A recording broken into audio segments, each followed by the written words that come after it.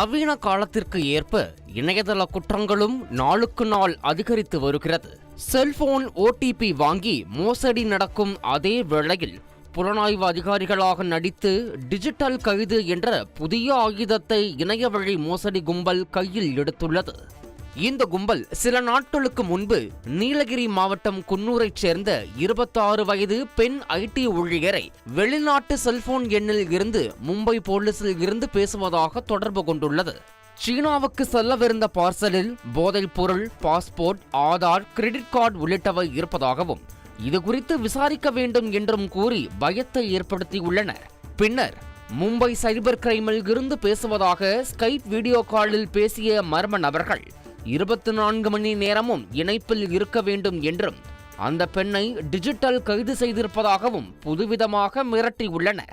நாங்களாக கூறும் வரை எங்கும் செல்லக்கூடாது என்றும் அதுவரை வீடியோ கால் ரெக்கார்ட் செய்யப்படும் என்றும் கூறிய அந்த மோசடி கும்பல் இந்த டிஜிட்டல் கைது மற்றும் விசாரணை குறித்து யாரிடமும் சொல்லக்கூடாது, அப்போதுதான் உங்களை காப்பாற்ற முடியும் என செக் வைத்துள்ளனர். இதனால் பயந்து போன அந்த பெண் மோசடி கும்பலின் சொல்படி தனி அறையிலேயே 8 நாட்கள் இருந்துள்ளார். அதுவரை இயற்கை உபாதை, தூக்கமின்மை என அவதிப்பட்டுள்ளார்.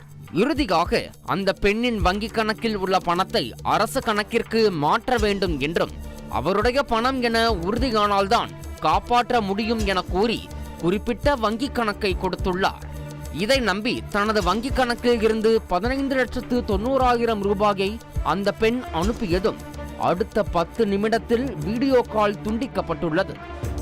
அதன் பின் அவர்களை தொடர்பு கொள்ள முடியாததால் ஏமாற்றப்பட்டதை உணர்ந்த அந்த பெண் போலீசில் புகார் அளித்துள்ளார். இதேபோன்று நீலகிரியில் ஓய்வு பெற்ற ஆசிரியை ஒருவரை டெல்லி போலீசார் போன்று தொடர்பு கொண்ட மர்ம கும்பல் ஒரு நாள் முழுவதும் சிறை வைத்துள்ளது. கழிப்பறைக்கு செல்லும் போதும் வீடியோ காலில் இருக்க வேண்டும் என மிரட்டி அவரது நிரந்தர வைப்பு நிதியில் இருந்த 15 லட்சத்தை அபேஸ் செய்துவிட்டு டாடா காட்டியுள்ளது. நீலகிரி மாவட்டத்தில் அடுத்தடுத்து 2 பெண்களிடம் மோசடி கும்பல் கைவரிசை காட்டியிருப்பதைக் கண்டு அதிர்ச்சி அடைந்த சைபர் கிரைம் போலீசார் வழக்கு பதிவு செய்து விசாரணையை துரிதப்படுத்தியுள்ளனர். வட இந்தியா மற்றும் வெளிநாடுகளில் இருந்து மர்ம கும்பல் தொடர்பு கொள்வதால் வங்கிக் கணக்கு விவரம் அடிப்படையில் அவர்களை பிடிக்க சைபர் கிரைம் போலீசார் நடவடிக்கை மேற்கொண்டு வருகின்றனர்.